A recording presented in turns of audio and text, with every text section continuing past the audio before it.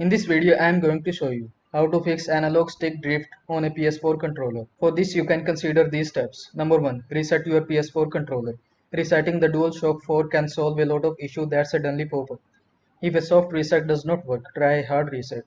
Number 2. Clean your PS4 controller. Gently wipe around the crevices of the analog stick with a dry microfiber cloth. To get rid of grime, use a cotton swab dipped in a mixture of water.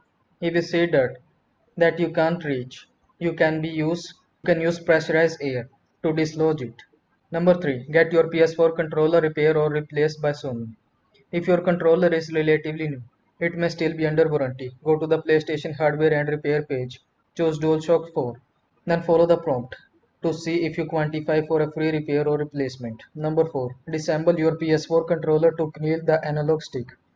To deep clean the controller input, you must remove the outer casing and lift the battery to access the motherboard. Use a cotton swab and a mix of water.